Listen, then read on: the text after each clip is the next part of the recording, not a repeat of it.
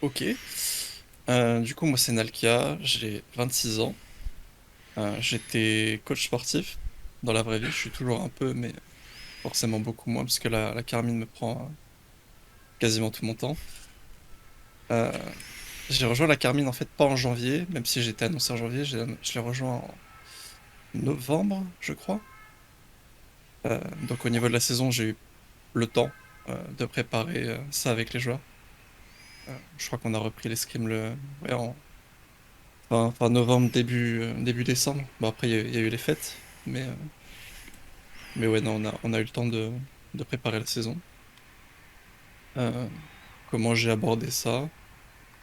Euh, la première chose, c'est bah, j'ai fait un entretien avec chacun des joueurs, individuellement, histoire de se présenter, quoi, tout simplement.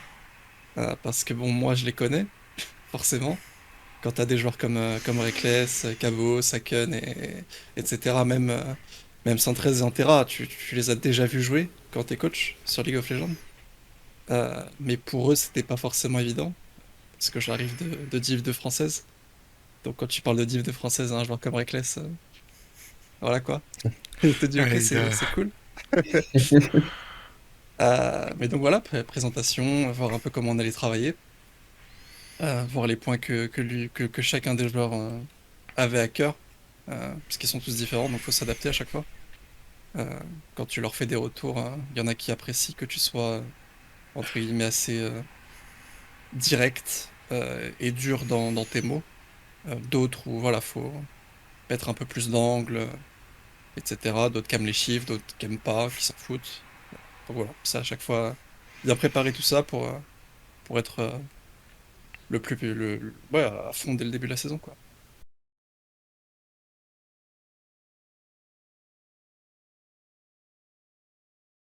Ok. Donc je suis positional coach. Ça, c'est entre guillemets, mon emploi principal. Euh, Ce qui veut dire coach individuel pour faciliter les choses. Je coach sur les 5 rôles, donc les 5 joueurs. Euh, Qu'est-ce que ça veut dire? Ça veut dire que avec chacun des joueurs, je vais travailler sur leur champion, tout ce qui est maîtrise des combos, maîtrise des match-ups. Ça va être regarder comment ils déplacent leur caméra, comment ils cliquent en jeu. Ça va être regarder comment ils communiquent. Euh, tout ce qui fait en fait un joueur, tout ce qui touche à la performance individuelle d'un joueur, mais d'un point de vue technique sur le jeu, je vais m'en occuper. Donc ça, c'est première chose. Et donc la deuxième, je suis scouting analyste, ce qui veut dire que je vais regarder les équipes adverses ou les joueurs adverses en fonction de ce que Striker me demande pour voir s'il y a des faiblesses à exploiter. Si l'équipe elle fait certaines choses qui sont répétées dans le temps. Euh, BDS qui était donc en European Master qui a fini deuxième en LFL. Il y avait une grosse tendance à jouer par le bot, à accumuler les dragons. Voilà, bon, ça après il n'y a pas besoin d'être coach pour le voir, mais regarder en détail comment ils le font, ça par contre c'est intéressant. Puisque derrière ça va découler de ok, comment est-ce qu'on le contre, si on a envie de le contrer. Après, après c'est Striker et les joueurs qui s'occupaient de tout ce qui était stratégie.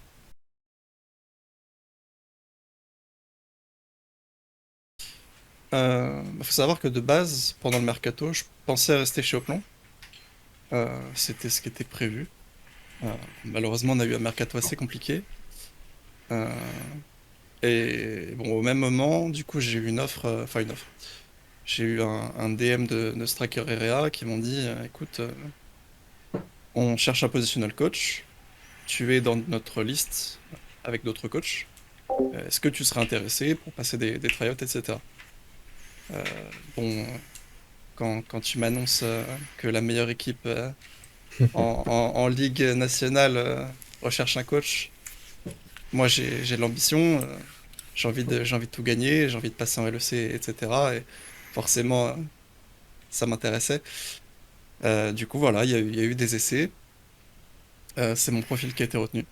Euh, et du coup, forcément, j'ai accepté dans la foulée de rejoindre la Carmine. Et très content d'ailleurs du choix. Nous, on est content de Euh, t'avoir aussi. pour ce qui est de la préparation, c'est ça que tu... Oui, l'intégration, la préparation de la saison. Bah, l'intégration s'est bien passée, relativement facile. Un peu stressé au début quand tu parles, voilà, encore une fois, à des joueurs comme Reckless. Au tout début, ça fait bizarre, mais en soi, y a pas eu de barrière d'ego ou quoi que ce soit. Euh, c'est, t'as toujours à gagner, entre guillemets, le respect des joueurs. En tout cas, moi, c'est toujours comme ça que je l'ai vu. Mais c'était déjà le cas en Division 2. Et je trouve ça normal. Le joueur va pas te donner sa confiance à 100% directement. Parfois oui, mais souvent c'est pas le cas. Faut faire tes preuves et c'est normal. Mais ouais, non, du coup, plutôt bien.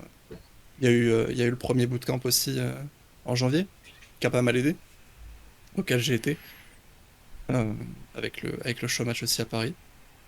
Et voilà, rien de spécial sinon.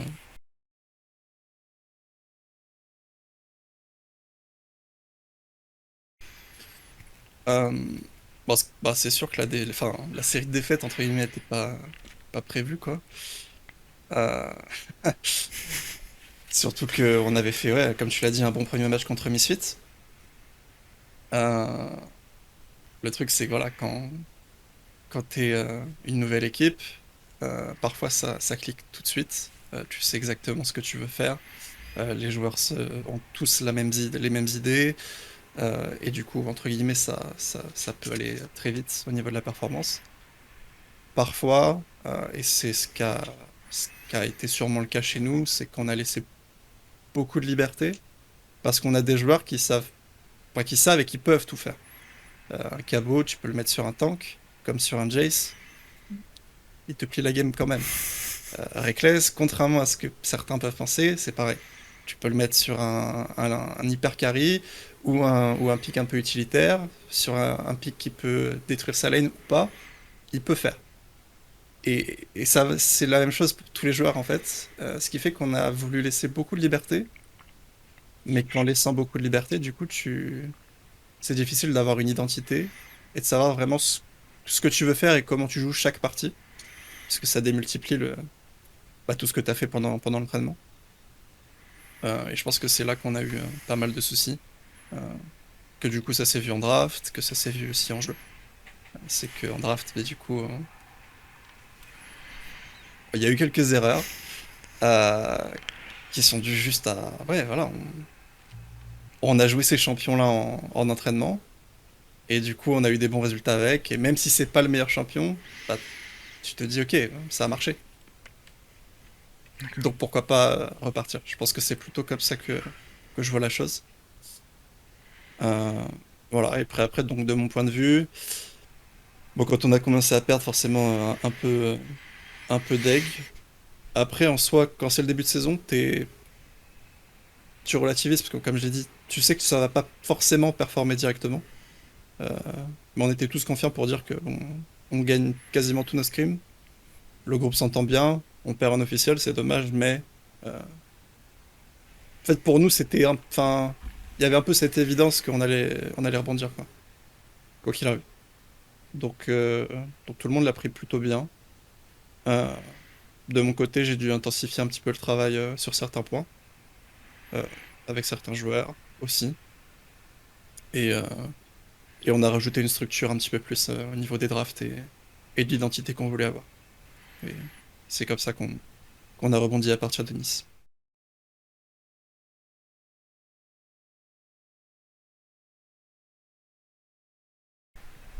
Mm.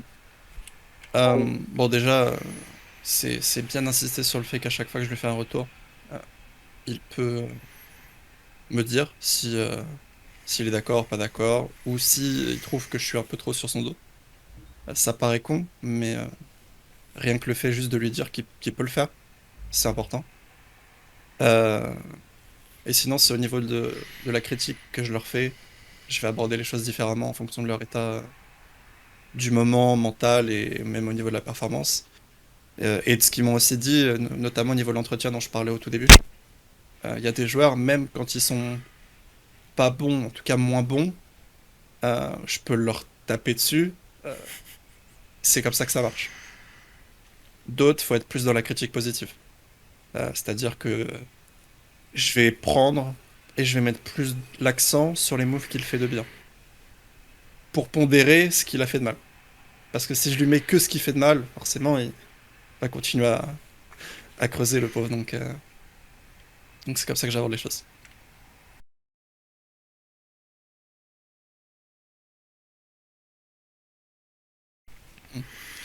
Euh, pour les fans, ça, c'est évident. Quand tu joues devant un public, sur scène, pour un joueur, c'est... Entre guillemets, c'est pour ça qu'ils font ce métier aussi. Euh, des joueurs comme Reckless, Saken, Cabo, qui ont eu cette expérience toute leur carrière quasiment, c'est pour ces moments qui jouent. Et c'est des moments où ils vont se transcender. Donc forcément, t'as aussi plus de pression, mais c'est une pression positive. C'est-à-dire que quand t'es chez toi, tu sais que tu joues pour ton équipe, pour tes fans, mais quand ils sont devant toi sur scène, c'est encore plus. Donc je pense que ça a eu beaucoup de pression positive. Euh, En plus, voilà, de la structure qu'on a ajoutée. Et je pense que ouais, ça a marqué le début de la remontada, quoi, on va dire ça.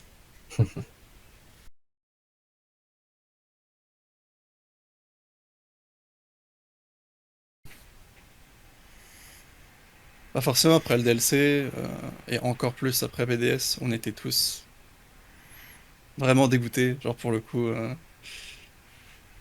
là c'était pas comme au début de saison, euh, où on se disait, bon, c'est pas grave, c'est le début de saison, on va rebondir. Quand ton objectif c'est de gagner la LFL, et que, bon, déjà tu la gagnes pas, mais en plus de cette manière, bon, t'es pas bien, euh, concrètement.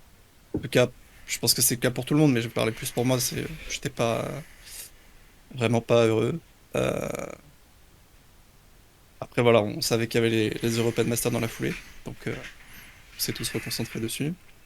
Il y a eu pas mal de talks, euh, notamment en groupe, où vraiment on s'est dit les choses, quoi, pour le coup.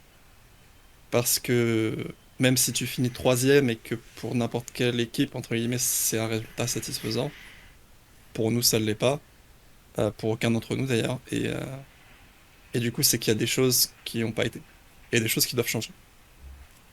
Donc c'était ça le point principal, en fait. C'est juste, voilà, se dire ce qu'on aime bien, ce qu'on pense à marcher cette saison sur le Spring Split, et ce qu'on n'aime pas, et ce qu'on veut changer, chacun d'entre nous. Voilà, et après, bah, il y a eu un pêle-mêle de choses et qui ont donné les directions qu'on allait suivre pour les European Masters. Euh, et du coup, voilà, comme Striker l'avait dit notamment sur Twitter, je crois, ou en interview, euh, les European Masters, bon, en play-in, on savait que bon, fallait pas glisser, mais que normalement on avait de la marge. Ça s'est vu d'ailleurs, même Vitality, etc. Bon, toutes les équipes des régions entre guillemets majeures ont eu un run en play-in assez facile.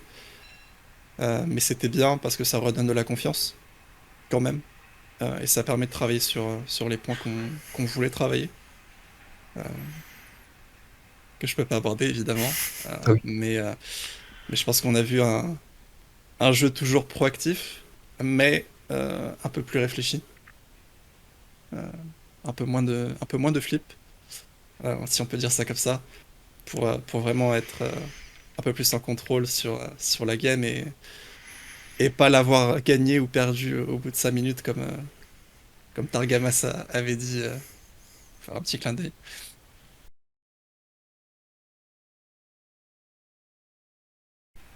Ouais, bah, enfin, de toute façon, enfin, en vrai, qu'il y ait un titre ou pas à défendre, je suis là pour gagner. Euh, Pas d'autre résultat pour moi qui soit satisfaisant. Chez Oplon, j'ai rejoint Oplon, c'était ma première saison en tant que coach professionnel. J'étais là pour gagner. et on a tout gagné en plus. Donc, enfin, entre guillemets, j'avais connu que la victoire, ce qui aussi, je pense, a rendu un peu la défaite compliquée en LFL. Mais, euh, mais voilà, enfin, c'est sûr que moi, je suis là pour gagner. En plus, on est les tenants du titre. J'ai envie de donner à Saken son back-to-back-to-back. Reckless qui descend en LFL, bah pareil. Je veux lui donner les Europa de Master. En Terra, boom. Pareil, tu vois, c'est quelque chose qui est marquant dans une carrière. Et voilà, forcément, ça. Je dirais pas que ça. Enfin, c'est pas ça rajoute de l'envie, mais ça marque le coup, entre guillemets. Je pense que l'envie, elle est là chez tout le monde, quoi qu'il arrive.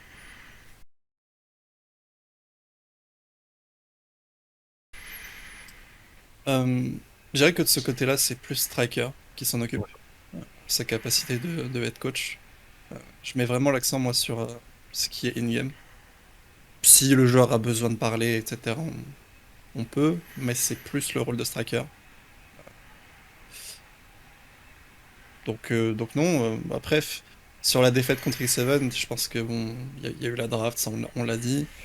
Euh, et il y a eu quelques petites erreurs en early game qui font que derrière, avec cette draft-là, on peut pas gagner. Donc il n'y a pas forcément eu plus d'erreurs que d'habitude en fait. C'est juste qu'elle coûte plus cher parce que après la draft est pas jouable si on est passé derrière. La draft, on aurait pu gagner la partie, on fait pas ces erreurs-là, la partie se passe autrement, on prend un lead et la game est gagnée. Mais euh, ça s'est pas passé comme ça. Donc y a pas eu un problème de performance au niveau d'un joueur. En tout cas, c'était pas différent de d'habitude, quoi. C'est des erreurs qu'on peut faire, ça nous arrive, donc je pense pas qu'il y ait eu un, comme on appelle ça en français, une grosse baisse de mental ou de performance d'un joueur en particulier sur ce match.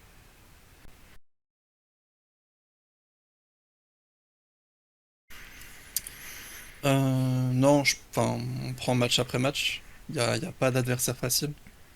Si les équipes sont sorties des groupes, c'est que bah, c'est qu'elles ont le niveau, tout simplement. Euh, Il y a des équipes qui sont sur le papier plus fortes, mais UL, pour le coup, ne sont pas sous-estimés. Ils ont été dans le groupe d'LDLC. LDLC les a battus 2 fois, mais ils n'ont pas non plus été ridicules, pour le coup. Euh, non, déjà, il faut gagner ce match-là. Enfin, ces matchs-là, parce que c'est en BO5. Et ensuite, on verra. Euh, nous, ce qu'on fait, c'est... Bon, forcément, on va garder un œil sur Vitality et Fnatic, puisque ce sera notre prochain match si tout se passe bien. Mais, euh, mais tout ce qui est préparation se fait vraiment sur UOL.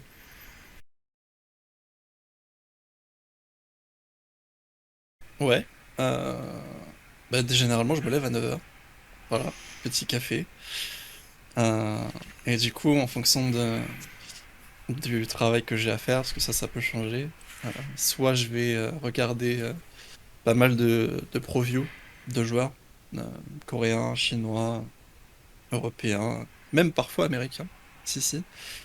Euh, que ce soit en game compétitive ou en solo queue, je vais regarder des match-up. Ça peut être une partie des choses que je fais le matin généralement. Soit j'ai de la préparation de match à faire, auquel cas je fais la préparation de match, donc que ce soit regarder les parties de nos adversaires, ou que ce soit une fois que les notes sont prises, faire tout ce qui est les visuels pour présenter à l'équipe, et tout ce qui est voilà, près le document de présentation à l'équipe. Donc ça c'est le matin. Vers midi, ben, du coup je mange. Euh, Après enfin c'est pas j'aime bien, c'est je dois faire ma sieste. C'est la sieste sacrée. même 30 minutes, 1 heure, en fonction du temps que j'ai. 14 heures ou 15 heures en fonction des jours scrim. Donc 5 games qui vont durer du coup jusqu'à 19 ou 20 heures. Rebelote, manger. Et après ça, généralement encore une fois, soit je regarde de la preview, soit je continue ma préparation de match, soit je peux avoir un call avec un des joueurs par exemple. Après, voilà, le soir, c'est plus libre. En fonction de mon état de fatigue aussi.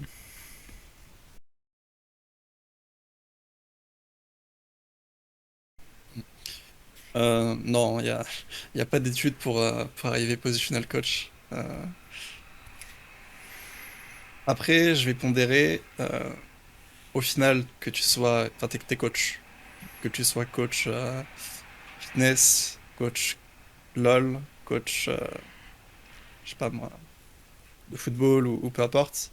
C'est quand même le même métier, t'es quand même coach. Donc, avoir fait des études, que ce soit dans l'enseignement, dans le coaching sportif, ou tout autre métier qui touche à l'encadrement de personnes, à l'apprentissage, etc., ça t'apporte une méthode.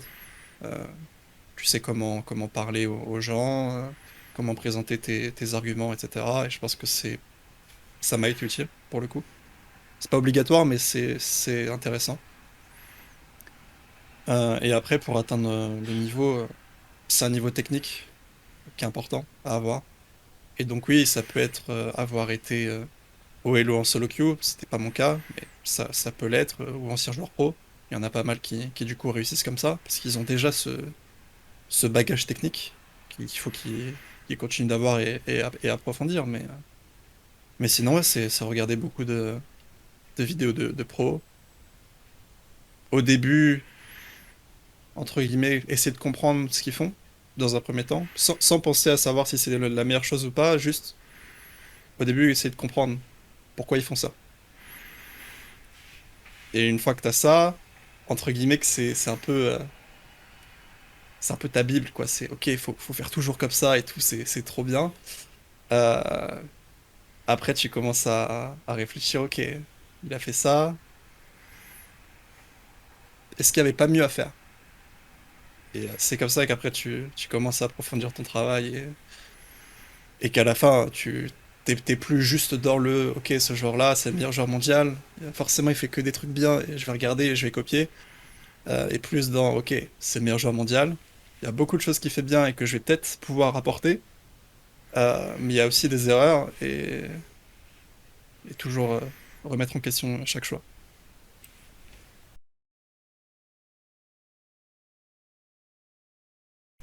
Ouais, carrément. Mais quand tu coaches, et surtout des joueurs à ce niveau-là, même un 113 et un Terra, enfin, ce sont des joueurs professionnels, parmi les meilleurs en Europe. Tu, tu n'es plus le professeur avec l'élève et tu les instruis, quoi. On n'est pas à l'école.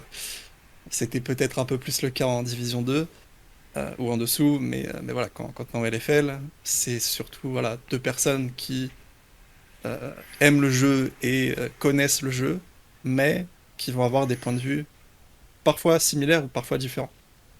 Et c'est beaucoup de la discussion, en fait.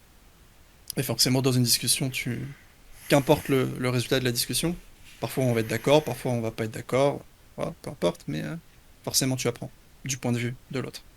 Et, et donc, ouais, quand tu as des joueurs comme Cabo et Reckless, tu apprends forcément, puisqu'ils ont beaucoup d'expérience et des points de vue qui sont souvent plus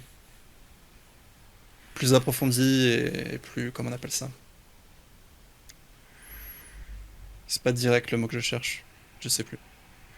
Ancré.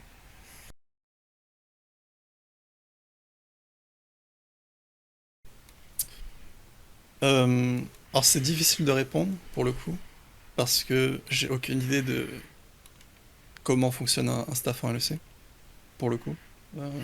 Parce que j'y ai jamais été, et parce que je n'ai jamais vraiment discuté non plus avec des acteurs qui y sont. Donc je peux juste te dire ce que je pense de nous. Euh, je pense le format head coach, data analyst slash assistant, plus le coach individuel qui s'occupe aussi du scouting sur le gameplay. Bon, évidemment, je pense que c'est très important et qu'il faut le maintenir. Euh, je pense qu'un coaching staff doit à la fois rester en nombre réduit parce que ça démultiplie les points de vue aussi. Euh, et que parfois, Quand t'as 4 personnes, forcément, même si tu communiques bien, il y a de la perte d'informations, ça peut arriver. Euh, Cela étant dit, je pense que si chacun reste, entre guillemets, à son rôle, euh, qui encore une fois, je pense que c'est très important. euh, Par exemple, il y a un head coach, c'est lui qui est en charge, c'est lui qui a la responsabilité de mener le navire. S'il fait des choix stratégiques en accord avec les joueurs, qui, je sais pas, moi, imaginons je suis pas d'accord avec, peu importe en fait. C'est chacun son rôle, et il faut bien le comprendre. Et je pense que c'est très important d'avoir cette confiance en tant que coaching staff. Faut faire confiance à ses collègues, et même si t'es pas d'accord, tu leur fais confiance. Et, et si tout le monde est dans cette logique-là, je pense qu'avoir un quatrième coach qui serait plus sur l'aspect stratégique, euh, notamment stratégie à partir comment on appelle ça? Des analyses qu'on peut faire avec Réa des opposants. Vraiment s'adapter, créer des stratégies contre nos opposants. Je pense que c'est quelque chose qu'on peut encore développer. Euh, mais du coup, voilà, je pense que ça pourrait être un rôle à creuser.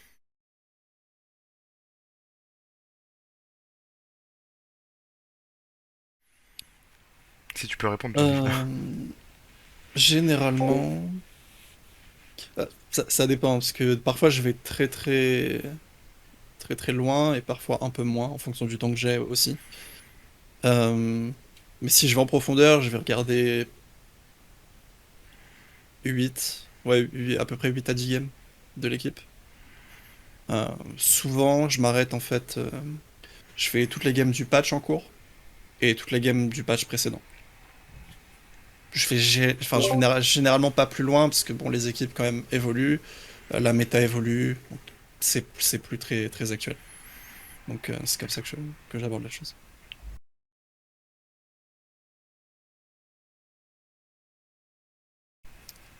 Euh, alors déjà, faut savoir que j'ai été assez clair, même si c'est pas tout à fait la question, mais je préfère insister parce que ça pourrait poser la question. Je m'occupe pas du tout de ça avec les joueurs. Contrairement à ce qu'on pourrait penser, parce que bon, je suis coach sportif, donc je pourrais le faire. Mais vraiment, je préfère rester sur la partie technique. Encore une fois, je pense que chaque personne a un rôle et que c'est important de, entre guillemets, le respecter et de pas trop s'éparpiller. Les joueurs savent que s'ils ont besoin d'individuels sur LoL, c'est moi. Mais si je commence à leur faire aussi du fitness, ben, voilà, tu peux pas être, entre guillemets, au top non plus, surtout, et je pense que c'est bien d'avoir chacun son poste. Après, ça va. On est une équipe qui est assez sportive, peut-être pas, mais assez en avance sur ça, je pense, par rapport à d'autres. Chacun des joueurs a ses habitudes. Euh, Cabo va à la salle, Dera aussi. Reckless va pas forcément à la salle, mais fait son sport le matin. Tu vois, ils ont tous leurs petites habitudes, certains un peu moins, mais dans l'idée, ils ont quand même ce côté-là. Euh, donc, après, voilà, je dirais pas on n'a pas, en tout cas pas à ma connaissance, de physio ou quoi que ce soit dédié. Est-ce que je pense que ça serait bien? Je pense que c'est bien qu'il y ait une personne effectivement qui mette un peu l'accent sur ça, peu importe qu'elle soit physio ou quoi que ce soit. C'est ce qu'on appelle souvent les coachs un peu performance généralement. Je pense que c'est pas mal d'avoir ce genre de personne. Encore une fois, une, hein, pas trop, mais qui s'occupe ouais, de tout ce qui est un peu bien-être, ouais, bien-être juste du joueur. Mais aussi, je pense d'ailleurs, et on n'insiste pas forcément dessus, du staff. Parce que voilà, souvent on pense au joueur et très bien, mais le staff a les mêmes problèmes pour le coup. Donc je pense que c'est important d'avoir une personne comme ça par structure.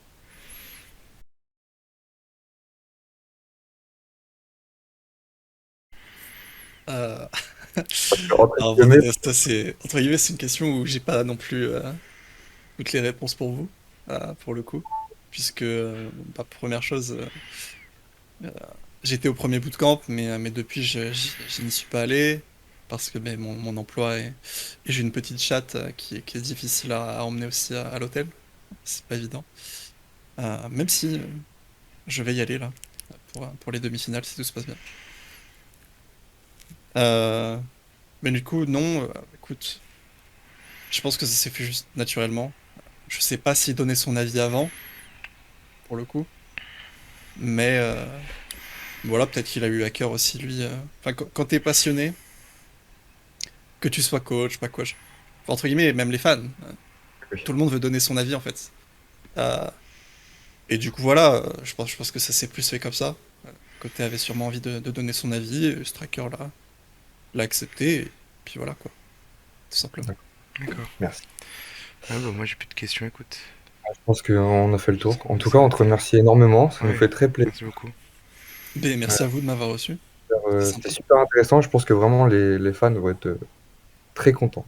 En tout cas, nous, on est très contents. Ouais, nous, on Donc, on est. pense que vraiment, ça va être. Ouais, bah écoutez, mais merci de nous soutenir à chaque fois. On va gagner. En tout cas, on est tous déterminés pour le faire et atteindre la demi-finale contre Fnatic, ça serait marrant, pour le coup. Continuez de soutenir les joueurs, surtout les joueurs. Ils en ont besoin. Euh, ils ont parfois des performances moins bonnes, mais c'est aussi grâce à votre soutien qu'ils peuvent rebondir. Donc, continuez de les encourager. Et encore merci. Merci.